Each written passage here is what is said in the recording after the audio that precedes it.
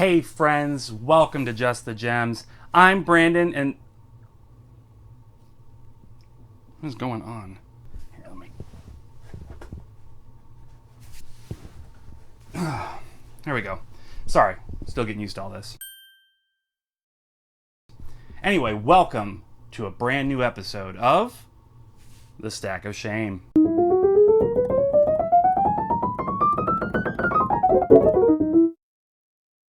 Now, the faithful viewer will remember that The Stack of Shame is the series in which I take you through the dozens and dozens and dozens of unplayed role-playing games that I've purchased over the last several years. Last time we took a look at the Nintendo Switch collection, which is, in all honesty, fairly substantial, but far from my biggest unplayed collection.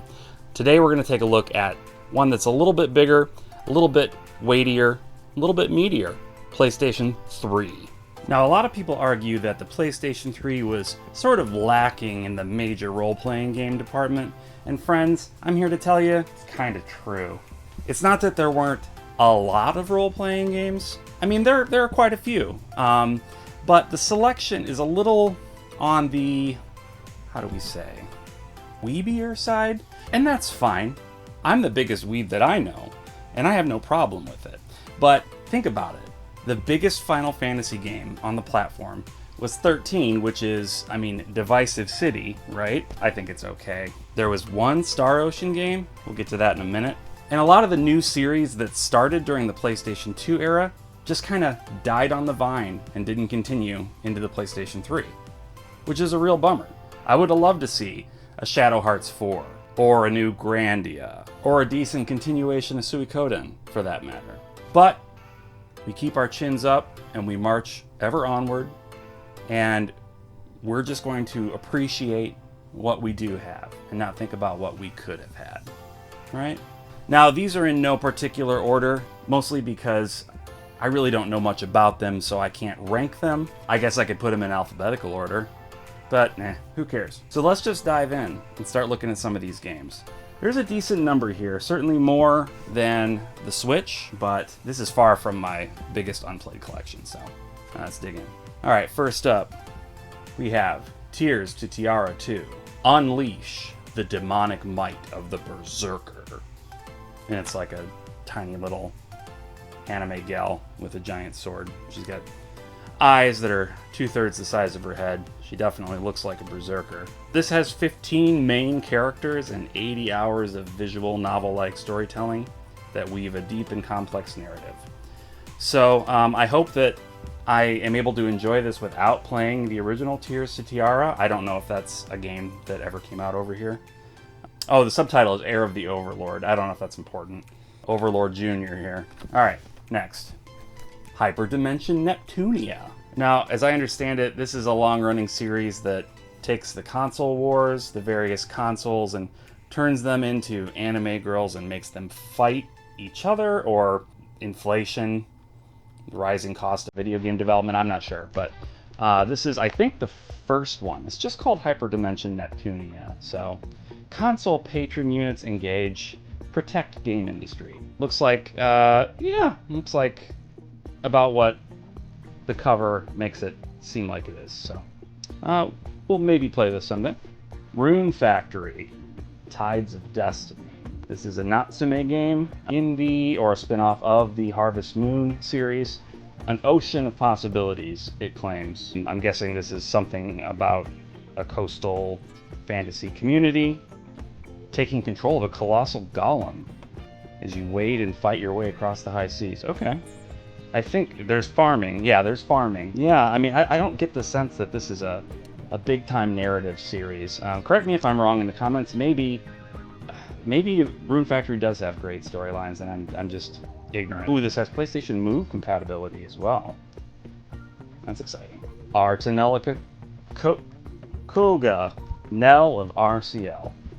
You gotta hand it to Gust, right? They have no shame in how they name their games. They're not at all concerned that someone's going to read this string of nonsense and say, nah, I don't understand that.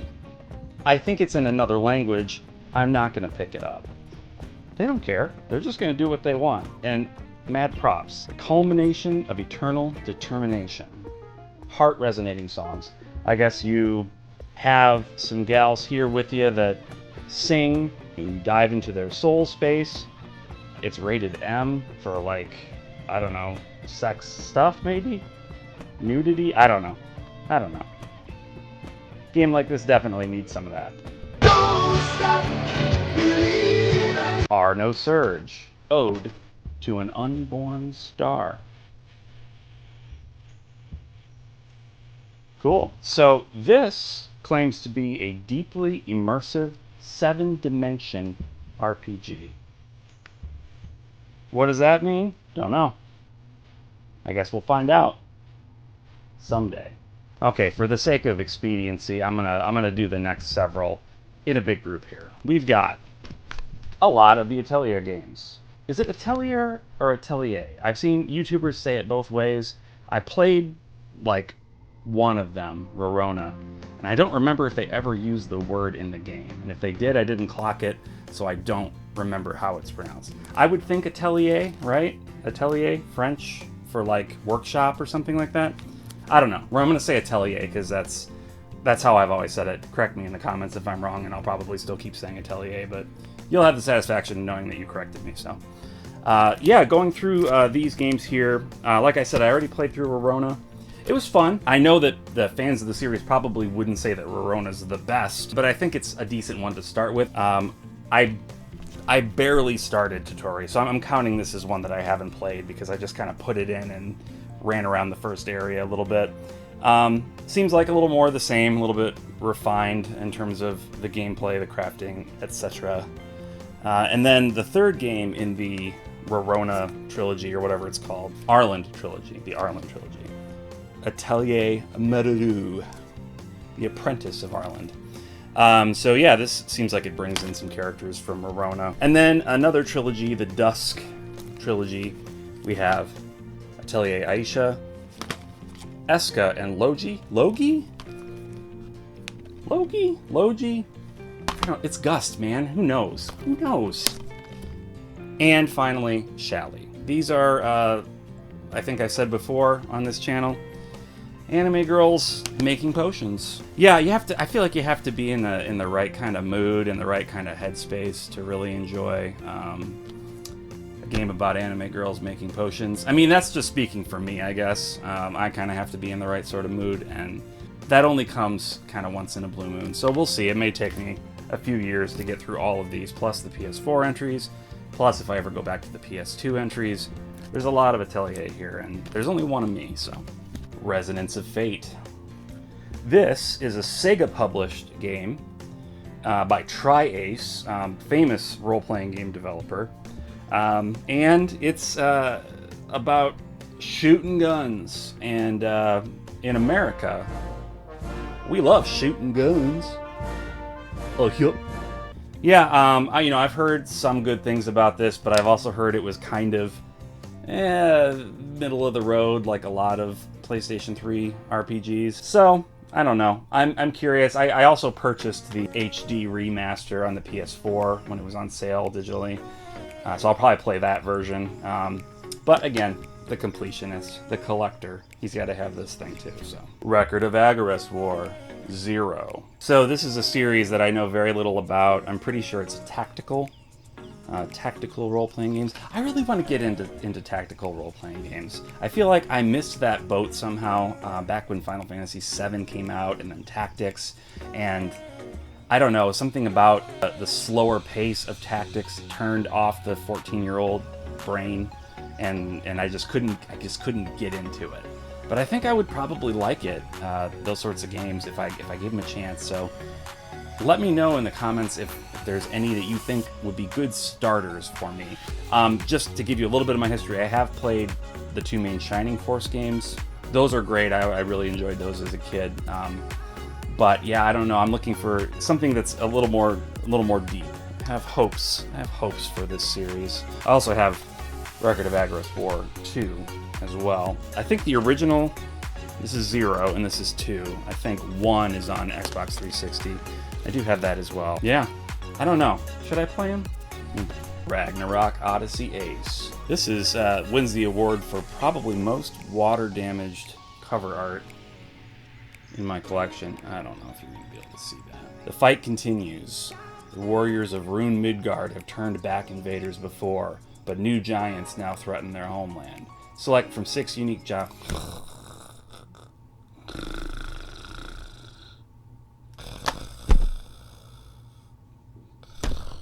I'm just kidding. I'm sure it's fine. I don't know why I bought it, you know. Impulse. Star Ocean: The Last Hope International. This is, I believe, the 4th Star Ocean game, published by Square Enix and developed, actually, by Trace.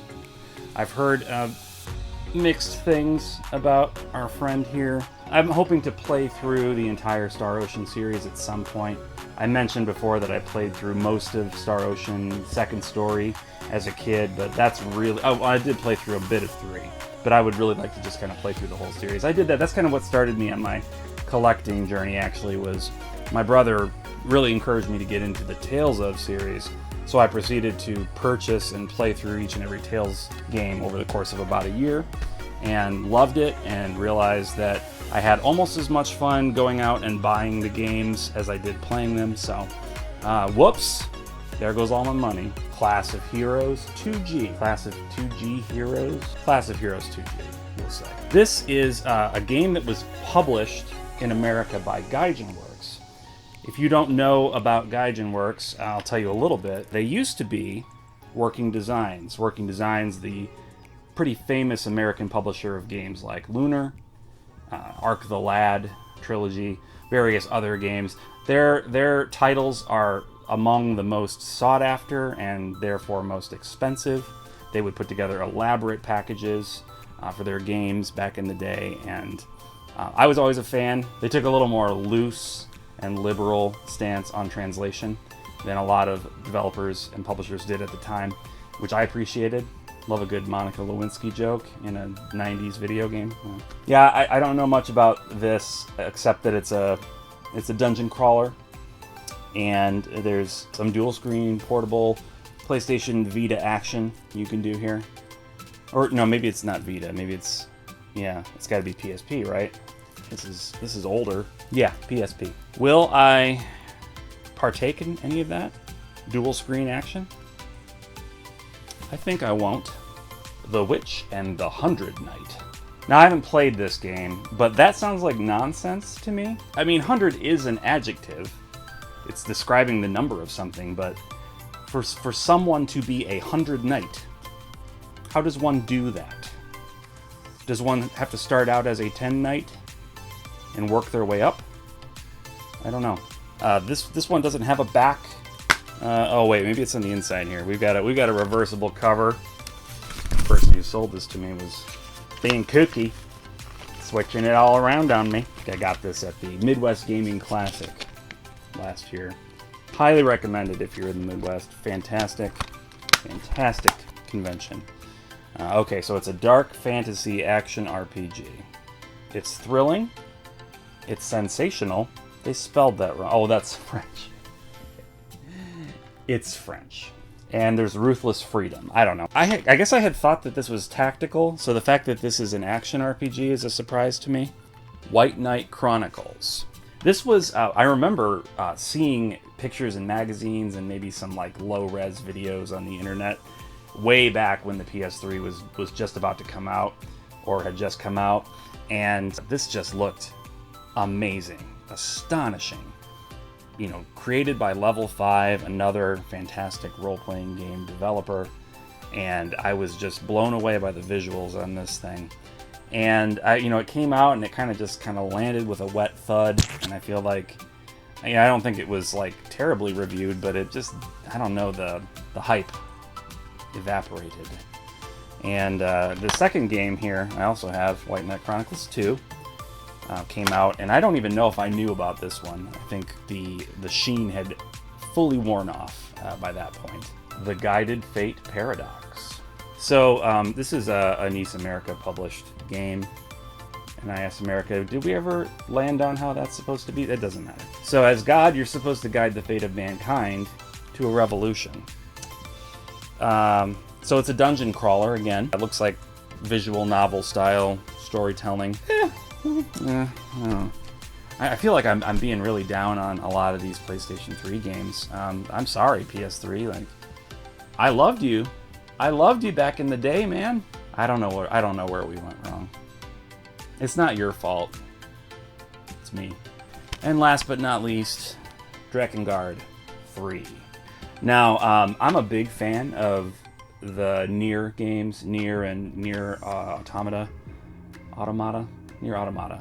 I have a hard time pronouncing things. And I know very little about Drakengard as a series. I know that Nier spun off from it in some kind of esoteric way. But I am interested in getting a little more into the mind of developer Yoko Taro. Seems like a kooky guy. Follow him on Twitter. I can barely understand a thing he tweets. But I still enjoy it, so he's got a very unique mind. So I think I have the first Drakengard on PS2. I need to find the second one. That's the trickiest out of the trilogy. So we'll see if I'm successful. I have to play them in order. I can't jump around. So yeah, hopefully I'm able to complete my collection and enjoy the entire series from start to finish. Well, that's it. That's my PlayStation 3 collection that I haven't played as it stands today. There's a very decent chance that I will add to this collection before I've whittled it down at all, because I can't help myself, it's a compulsion. But I hope you enjoyed taking a look at some of these games with me. Please, if you've played any of these, let me know in the comments which ones you think are worth playing. If there's any that you think I should just steer clear of, I would be happy to put them at the bottom of the list, because I have an immense amount of stuff to get through, and I'm looking to have the most fun possible in the smallest amount of time possible. So give me your comments and your recommendations. Please, if you would like the video, please subscribe if you are not subscribed already, and consider sharing the channel with like-minded friends. I would really appreciate it. And until next time, bye.